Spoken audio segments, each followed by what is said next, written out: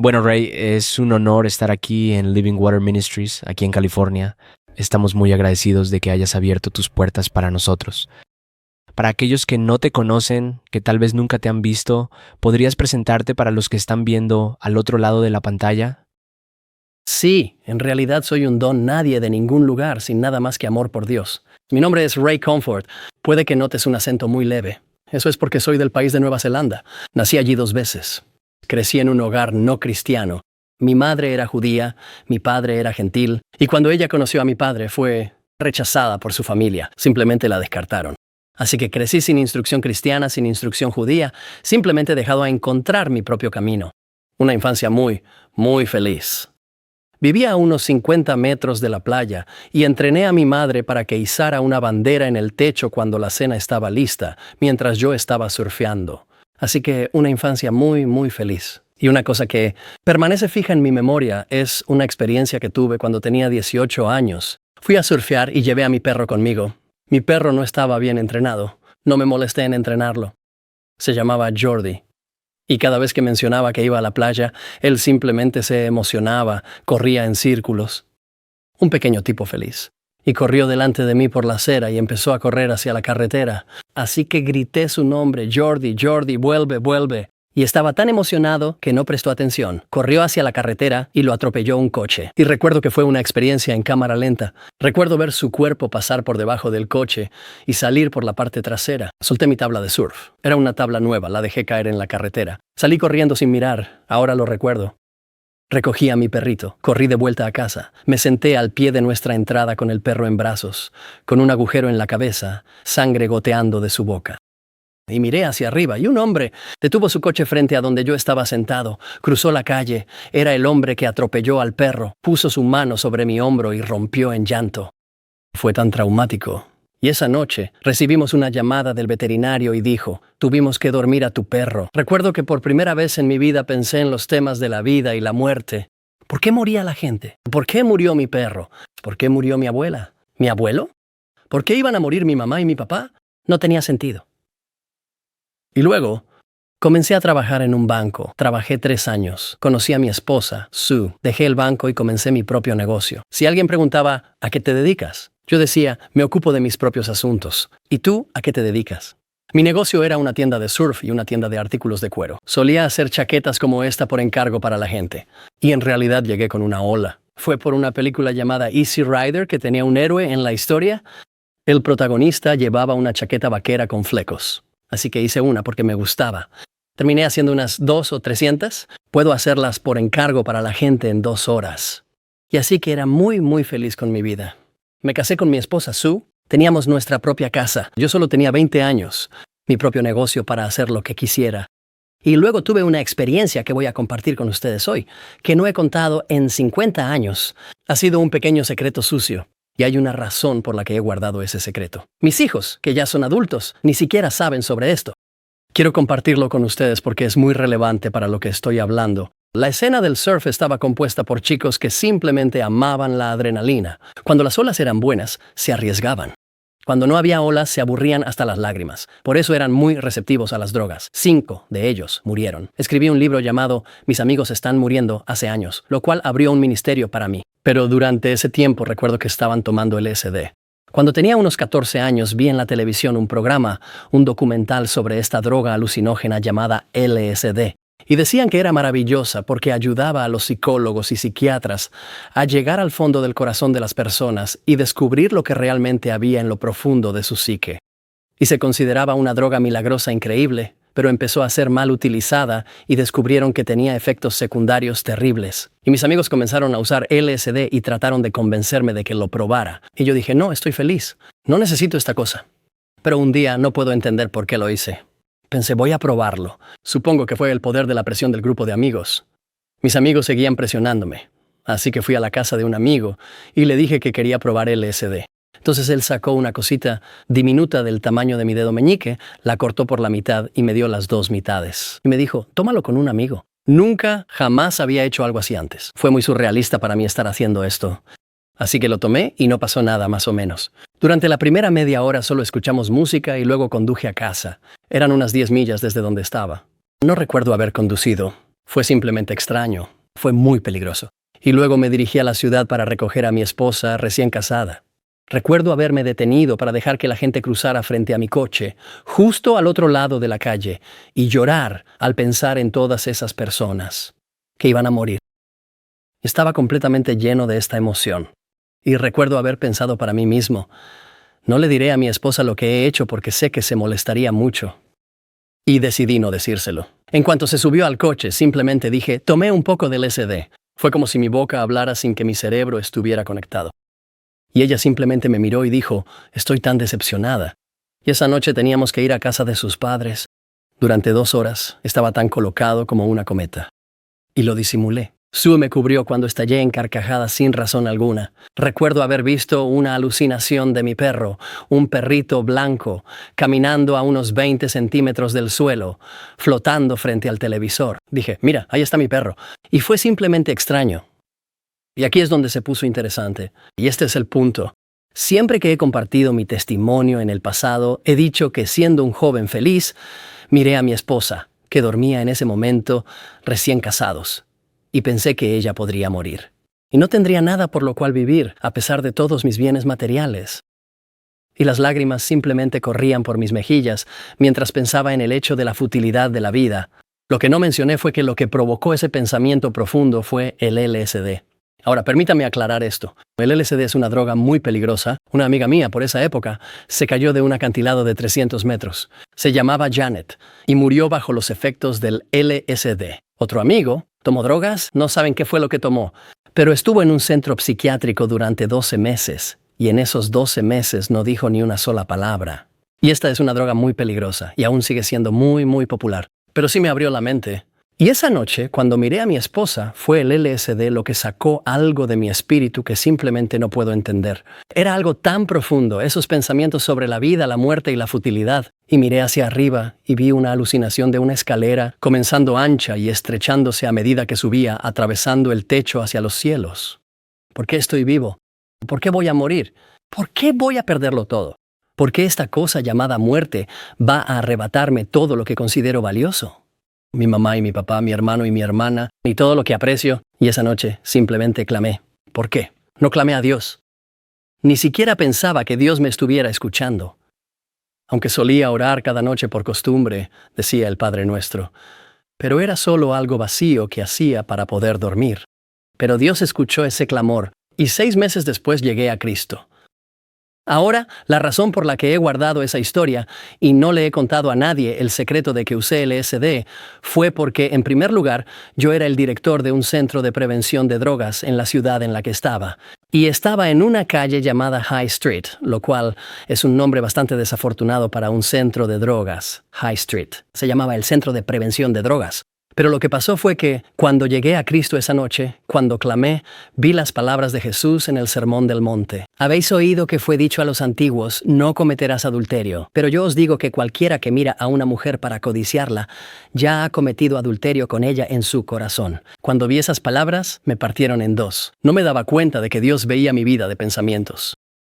Y por primera vez en mi vida, cuando entendí que había pecado contra Dios, comprendí la cruz. Necesitaba la misericordia de Dios, necesitaba su perdón. Así que esa noche, en ese viaje de surf, a unas 3 horas de mi casa, llegué a Cristo. Era una persona completamente nueva por dentro. Y lo que pasó fue que lo que me sucedió a mí, sucedió en California a literalmente miles de personas en todo el país. Hubo lo que se llamó el Movimiento de Jesús. Ocurrió en todo nuestro país, en Nueva Zelanda. Y miles de personas marcharon por las calles, hicieron marchas para Jesús.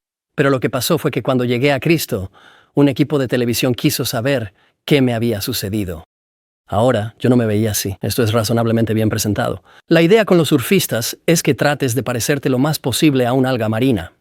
Y cuando llegué tenía el cabello hasta los hombros, decolorado por el sol, parecía cuerda de fontanero, y mi ropa era muy extraña. Camisas grandes con flores, pantalones turquesa. La televisión quería saber qué me había pasado porque era algo bastante radical. Así que di mi testimonio. Y en ese testimonio compartí lo que les he contado hoy, que tomé LSD. Y mi madre lo vio y se sintió tan destrozada al pensar que yo era un drogadicto. En sus ojos, era como si me hubiera tomado una cucharada de alcohol y luego me llamaran alcohólico. Pero mi madre no entendía eso y realmente se sintió muy dolida cuando vio ese programa de televisión. Así que decidí dejar eso fuera de mi testimonio. Han pasado 50 años desde que lo compartí. Pero fui hecho una persona completamente nueva en Cristo, y fue algo radical porque había encontrado la vida eterna. Fue como una explosión de gratitud que estalló en mi corazón, y aún después de 50 años, sigue motivándome a hacer la voluntad de Dios. Conseguí una imprenta de inmediato, la instalé en casa y comencé a imprimir folletos del Evangelio. Puse una valla publicitaria con un versículo bíblico frente a su casa. Repartía folletos a cualquier persona que encontraba. Compartía el Evangelio con todos los que conocía. Mandé a poner letreros profesionales en mi auto. Compré un autobús grande de 34 asientos y le mandé a poner letreros profesionales de 30 centímetros de alto. Jesús dijo: «Yo soy el camino, la verdad y la vida. El regalo de Dios es vida eterna por medio de Jesucristo nuestro Señor». En la ventana frontal de mi negocio tenía Juan capítulo 3, versículos del 1 al 16, porque de tal manera amó Dios al mundo, etc., pintado con letras profesionales de 7,5 centímetros, para que la gente escuchara el Evangelio. Conseguí una tarima, la coloqué en el corazón de nuestra ciudad y comencé a predicar el Evangelio a las personas. Hice eso casi todos los días durante 12 años. Así que, si alguien podía ser considerado un fanático religioso en aquellos días, ese era yo. Hoy en día estoy mucho peor porque tengo vida eterna. Y por eso hay una explosión de gratitud. La gente pregunta: ¿por qué eres tan apasionado? Mira, soy un cristiano bíblico normal. Y cuando lees el libro de los Hechos, ellos explotaban de gratitud ante él. Predicaban el Evangelio de que Cristo murió por nuestros pecados. El regalo de Dios es la vida eterna por medio de Jesucristo nuestro Señor. Así que, ese es mi testimonio. Por eso soy cristiano y por eso estoy vivo. Quiero compartir el amor de Dios por cualquier medio posible. Ahora, déjame contarte lo que pasó. Después de que escribí el libro Mis amigos están muriendo, comencé a recibir fondos de fideicomisos para imprimir estos libros e imprimir literatura. Para evitar que los niños cayeran en las drogas. Esto fue hace como 40 años. ¿Cuántos años tenías? Estaba a mis 20 y tantos. Así que escribí este libro y se convirtió en un éxito de ventas. Y comencé a tener un perfil alto en nuestro país como experto en drogas. Realmente no sabía nada sobre drogas excepto por aquello del LSD. Pero tenía este centro de prevención de drogas que dirigía. Y la razón por la que era un centro de prevención es que usaba el cristianismo como un medio de prevención. Si eres cristiano, no querrás consumir drogas porque amas a Dios y quieres mantener tu cuerpo limpio de aquello que es impuro. Y recuerdo que en un momento, un programa de televisión nacional llamó y dijo: ¿podemos ir a entrevistarte? Alguien ha muerto en prisión. Alguien metió drogas de contrabando en la prisión y está muerto. Y queremos entrevistarte sobre eso. Y dije: claro, vengan ahora mismo. Colgué el teléfono. Pensé: no sé nada sobre eso. Y miré hacia arriba y había 2 adictos a las drogas que estaban en el centro de rehabilitación. Y les dije: disculpen, ¿pueden venir un momento? ¿Pueden decirme cómo entran las drogas en la prisión? Dijeron: sí, inyectan naranjas con LSD. Lo ponen debajo de sellos postales. Lo meten de varias formas. Y unos 20 minutos después, ahí estaba yo en la televisión nacional explicando cómo entran las drogas en la prisión a través de sellos postales. Y así me convertí en un experto en drogas, lo que me dio un perfil alto y me dio la oportunidad de compartir el Evangelio. Y a partir de eso se abrió un ministerio itinerante, donde iba a iglesias y enseñaba cómo compartir el Evangelio, porque se hizo conocido que predicar el Evangelio en el corazón de nuestra ciudad. Comencé a hacer eso durante muchos años, y luego recibí una invitación para ir a Hawái a enseñar. Así que fuimos allí y enseñamos. Alguien asistió a la enseñanza, y la enseñanza que di fue una enseñanza radical, llamada el secreto mejor guardado del infierno. Déjame darte una pequeña sinopsis de por qué es algo diferente. Jesús dijo: vayan por todo el mundo, prediquen el Evangelio a toda criatura, y eso es lo que debemos hacer, compartir el Evangelio con las personas. Pero cuando miras las Escrituras, algo extraño sucede antes de que se predique el Evangelio, y es que eso se ejemplifica en cómo Jesús trató al joven rico. El joven rico corrió hacia él y le dijo: buen maestro, ¿qué debo hacer para heredar la vida eterna? Y Jesús le dijo: ¿por qué me llamas bueno? Y le dijo: tú conoces los mandamientos. Y le dio los 10 mandamientos. Él dijo: ¿para qué es eso? Bueno, es para traer el conocimiento del pecado. Es lo que me pasó a mí la noche de mi conversión. Habéis oído que fue dicho a los antiguos: no cometerás adulterio, 7º mandamiento. Pero yo dije: tú miras a una mujer. Eso trajo el conocimiento del pecado. Es muy parecido a un médico que tiene una cura que quiere darle a un paciente que cree que está sano. El paciente dice: estoy realmente bien y saludable. ¿Debería darle la cura o debería mostrarle las radiografías? No debería darle la cura porque no la va a querer. Él cree que está bien. Debería mostrarle las radiografías. Y las radiografías le mostrarán su rodilla donde él pensará, wow, estoy en una situación terrible, desesperada, muerto en 2 semanas. ¿Qué debería hacer? Ahora está listo para el Evangelio porque ha visto su enfermedad. Mi enseñanza que hice, el secreto mejor guardado del infierno, dice que tienes que abrir los mandamientos. Tienes que mostrarles las radiografías antes de presentarles la cura del Evangelio. Así que un pastor asistió a la enseñanza en Hawái y al principio no estuvo de acuerdo. Entonces le di literatura para leer y comenzó a convencerse de que es muy bíblico. Y fue utilizado por Spurgeon, Wesley, Whitefield, Moody, todos ellos a lo largo de los siglos. Siempre precedían el Evangelio con la ley moral, los 10 mandamientos, para traer el conocimiento del pecado. Y finalmente nos invitó a establecer nuestro ministerio en el sur de California, particularmente para llevar la enseñanza a la Iglesia de los Estados Unidos. Así que oramos y en 3 días ocurrieron 13 cosas extrañas que nos mostraron que debíamos venir a los Estados Unidos. Realmente fue la mano de Dios guiándonos. Una de esas cosas fue que le mencioné a un amigo que estaba pensando en vender mi casa. Él la compró en el acto, así de simple, compró mi casa. Pensé, ¿qué está pasando? Incluso mi mamá, que era judía, se molestó mucho cuando le dije que íbamos a vivir en Estados Unidos. Se enojó bastante, pero luego admitió que 3 días antes Dios le había hablado al corazón y le dijo, vamos a vivir en Estados Unidos. Pasaron 13 cosas diferentes así, de esa manera. Así que vinimos a Estados Unidos.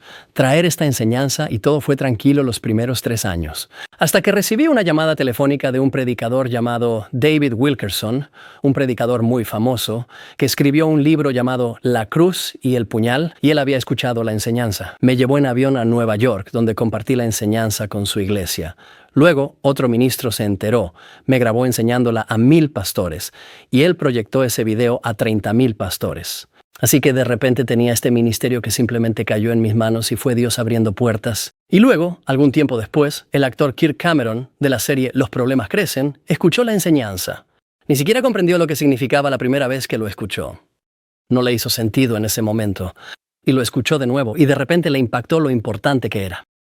Así que me llamó y quería unir nuestros ministerios, y durante unos 12 meses seguía diciendo, ¿cómo podemos llevar esta enseñanza a la iglesia? Quería que explotara y llevarla a la iglesia. Y se presentó la oportunidad de que pudiera predicar el secreto mejor guardado del infierno en un programa de televisión cristiano internacional.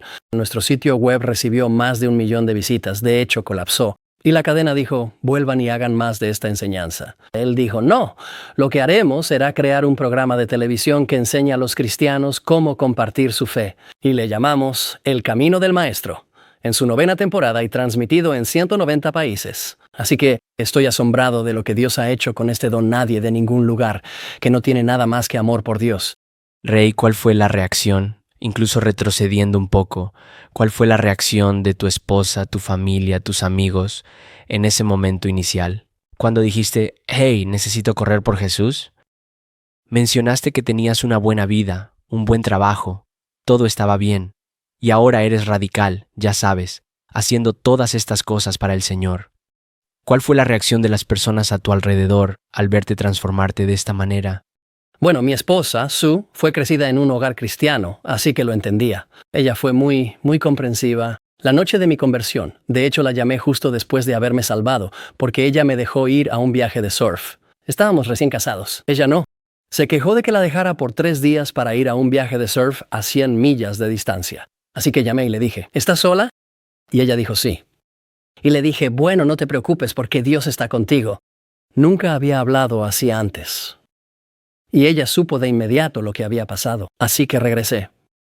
Mi papá fue comprensivo, mi mamá fue un poco distante por ser judía. Mi hermano y mi hermana también fueron algo distantes, aunque con los años se han suavizado, lo cual es maravilloso. Pero no puedo culparlos porque no era normal, ¿sabes? Ver a alguien transformarse así. Pero he descubierto que, si pudiera volver atrás y hablar conmigo mismo, diría, resuelve bien tu doctrina antes de compartir el Evangelio. Y es algo fácil de resolver. ¿Y esto hay que resolver?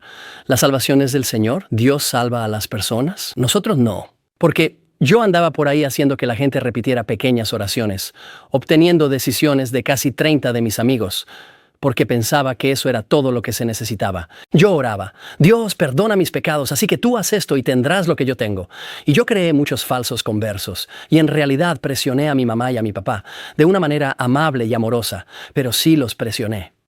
Era como un toro en una tienda de porcelana. Y ahora, Si pudiera volver atrás y hacerlo de nuevo, me diría a mí mismo: sé rico en buenas obras, porque la familia no se impresiona con palabras, se impresiona con obras. Ellos quieren ver tu fe a través de tus obras. La Biblia dice, así es la voluntad de Dios. Por tu buen comportamiento haces callar la ignorancia de los hombres necios. Así que si quieres que tu familia sea salva, cómprales regalos cuando no sea Navidad. Muéstrales amor. Corta el césped sin que te lo pidan. Lava los platos aunque no te toque. Y ellos dirán, wow, ¿qué ha pasado aquí? Y las buenas obras, pueden hablar más fuerte que 1000 sermones, proclamados desde las azoteas. Rey, ¿quién es Jesús para ti? Él es mi Salvador. Él es el creador del universo. No respiro sin su voluntad. Él es quien me sacó de la tumba, por así decirlo. Antes hablé sobre la gratitud. No puedo poner en palabras cuán agradecido estoy. No puedo decirte cuán perdido estaba la noche en que clamé. ¿Por qué? Yo estaba horrorizado por la falsedad de la vida. Cuando fui salvo, era como un hombre que se está ahogando y lo sacan del agua en el último segundo. Y entonces la gratitud explotó dentro de mi corazón y no ha disminuido. Después de 50 años sigue siendo igual de fuerte.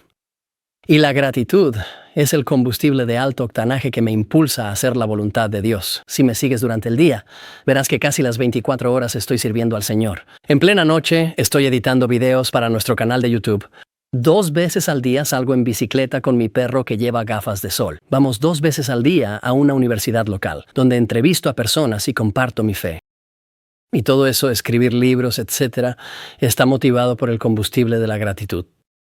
Y todo se resume en que al que se le perdona mucho, ama mucho. Verás, antes de ser cristiano, cuando era un joven empresario, aunque tenía el pelo largo, era considerado un tipo respetable cuando trabajaba en el banco. Si me hubieras descrito, habrías dicho, es un joven bueno y moral, está casado, tiene una casa, está haciendo un buen trabajo. Pero ardía con deseo sexual ilícito como cualquier otro hombre. Ojos llenos de adulterio, bebiendo lujuria como si fuera agua. Y si Dios, en su santidad, hubiera hecho lo que es justo, podría haberme levantado y condenado al infierno, y habría hecho lo que es justo, bueno y correcto. Pero en lugar de darme justicia, me dio misericordia. Así que, cuando miro la cruz, me parte el corazón que Cristo pudiera amarme tanto a un miserable como yo. Y no lo digo porque suene espiritual, lo digo de corazón. Estoy tan agradecido de estar salvado de la muerte, del sepulcro y de los horrores en los que vive este mundo. Pensar que hay literalmente miles de millones de personas allá afuera, atormentadas por el miedo a la muerte. Eso es lo que dice el libro de Hebreos. Están esclavizados por el temor a la muerte durante toda su vida. Y así, cuando comparto el Evangelio con los estudiantes en la universidad local, les digo, ¿crees que hay una vida después de la muerte? Y ellos responden, no lo sé. ¿Piensas mucho en eso? Sí, todo el tiempo. Les pregunto, ¿tienes miedo de morir? Y ellos dicen, sí. Y los miro a los ojos y puedo ver que están pensando, ¿cómo supo este tipo? Están diciendo, no le conté esto ni a mi mamá, ni a mi papá, ni a mis amigos. Ni siquiera pienso en eso. Me atormenta tanto, pero él lo sacó de mí. Estoy aterrorizado de morir. Así que mi motivación para compartir el Evangelio es una empatía con las personas, tal como yo era. Y tenemos el Evangelio más glorioso del mundo. Jesucristo ha abolido la muerte. Eso es lo que dice la Biblia. Y ha sacado a la luz la vida y la inmortalidad por medio del Evangelio. En el Antiguo Testamento, Dios prometió que destruiría la muerte. Y en el Nuevo Testamento se nos dice cómo lo hizo. Así que, si eres un cristiano bíblico normal, tú también serás un loco o una loca. Tú también buscarás salvar lo que se ha perdido. Y tú también mirarás a Jesús en esa cruz y dirás, oh Dios, tú hiciste eso por mí. Haré cualquier cosa por ti. Así que Jesús es mi Señor. Él es mi Salvador. Él es mi propia vida, como dice la Escritura. Para aquellos que están viendo y tal vez están diciendo, he clamado a Jesús muchas veces y no pasa nada. He dicho la oración del pecador. Me he quedado despierto por la noche diciendo, Dios, ayúdame, entra en mi vida y no pasó nada. Nada cambia. ¿Qué le dirías a esa persona que está viendo ahora mismo? Bueno, primero que nada, leería el Sermón del Monte y obtendría una buena revelación de la naturaleza espiritual de la ley. La Biblia dice del Mesías, Él engrandecerá la ley y la hará honorable. Y eso es exactamente lo que hizo Jesús en el Sermón del Monte, el sermón más grande jamás predicado por el predicador más grande que haya existido. Él explicó esa ley. Si te enojas sin causa, estás en peligro de juicio. La Biblia dice que si odias a alguien, cometes asesinato. Si miras con lujuria, cometes adulterio en tu corazón. Así que cada vez que miras con lujuria, y para los hombres en particular, eso es como 100 veces al día. Has cometido adulterio cada vez que lo has hecho. Así que obtén una visión de tu propia pecaminosidad y date cuenta de que si Dios es justo, estarías condenado al infierno. Date cuenta de que eres digno de muerte. La paga del pecado es muerte. Dios te está pagando con la muerte por tus pecados. Y luego, en segundo lugar, cuando hayas entendido tu pecado contra Dios, pídele que te ayude. Estar contrito y genuinamente arrepentido, encontrar arrepentimiento bíblico. La Biblia dice que Dios lo concede. Él nos ayuda a arrepentirnos porque somos tan malvados y de corazón tan endurecido.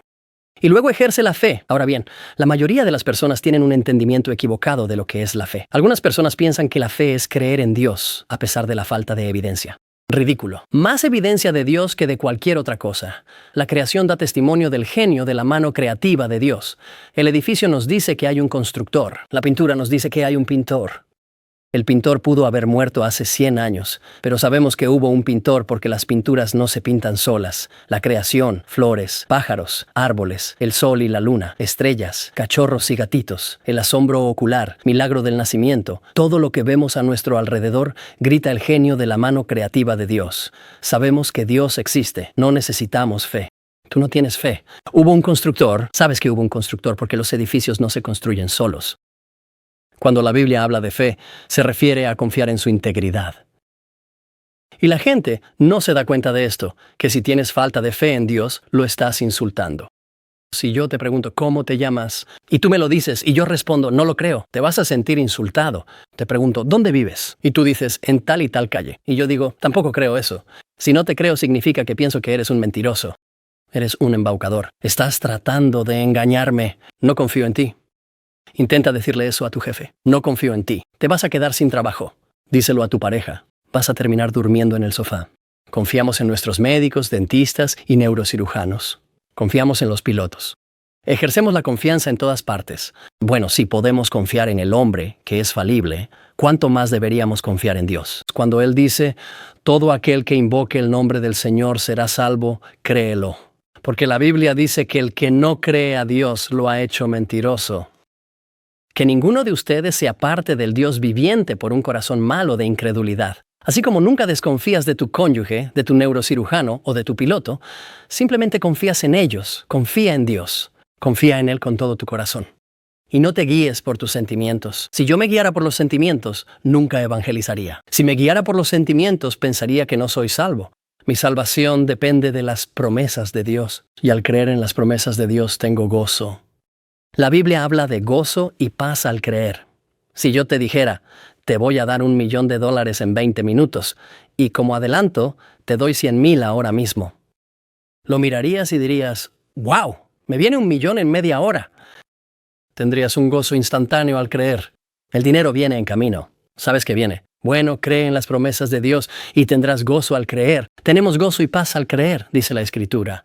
Así que ese es el tropiezo para la mayoría, que nunca llegan a ningún lado. Dicen, Dios, he invitado a Jesús a mi corazón y no pasó nada. Bueno, hay una falta de arrepentimiento genuino y profundo y una falta de confianza en las promesas de Dios. Él ha prometido fielmente. Abraham no titubeó ante la promesa de Dios, sino que fue fuerte en la fe, totalmente seguro de que lo que él había prometido también era capaz de cumplirlo. Cree en las promesas de Dios.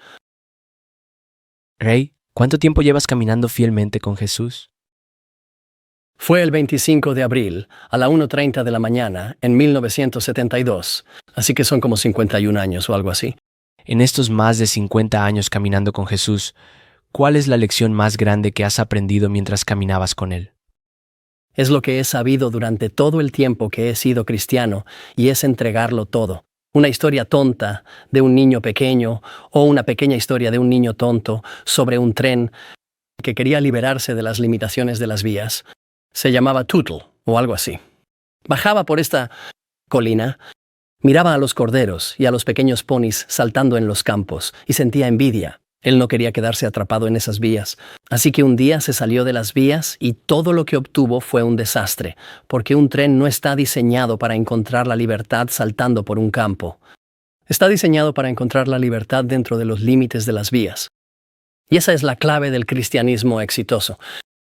Jesús dijo, «Venid a mí todos los que estáis trabajados y cargados, y yo os haré descansar. Tomad mi yugo sobre vosotros». Eso es un yugo. «Y aprended de mí, que soy manso y humilde de corazón, y hallaréis descanso para vuestras almas». Así que, únanse a Cristo en yugo.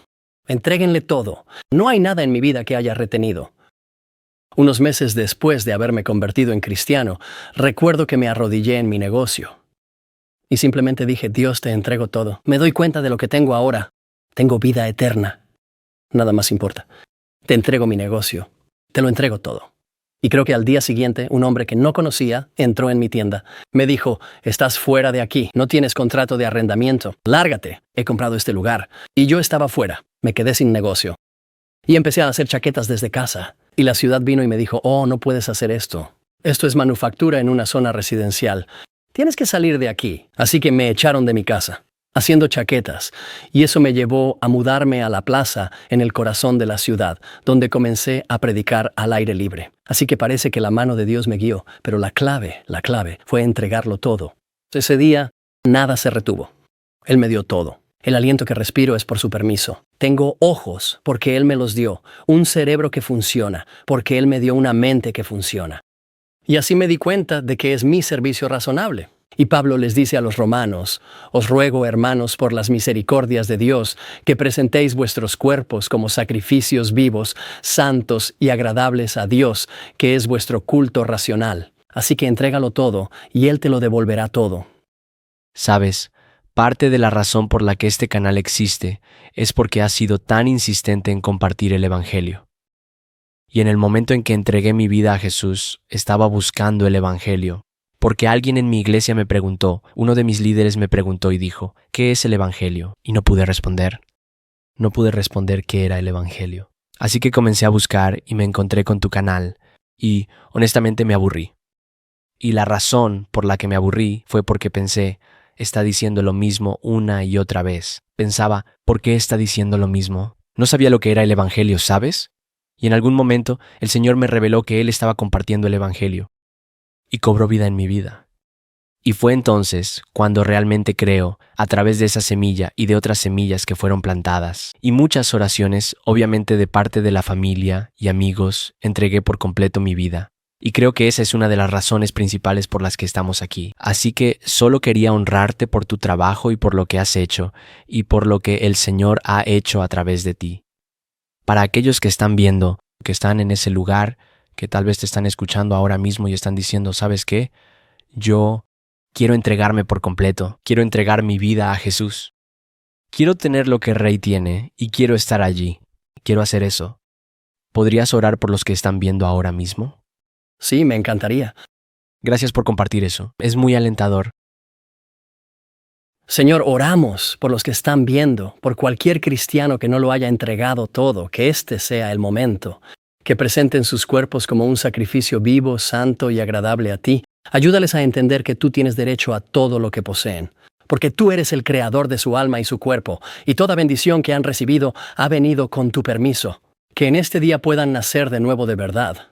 Que haya una chispa, un fuego, otra vez, en sus vidas, donde digan junto con los discípulos, no podemos dejar de hablar de lo que hemos visto y oído, y que tú los uses de una manera maravillosa para alcanzar a este mundo moribundo con este glorioso evangelio. En el nombre de Jesús, oramos. Amén.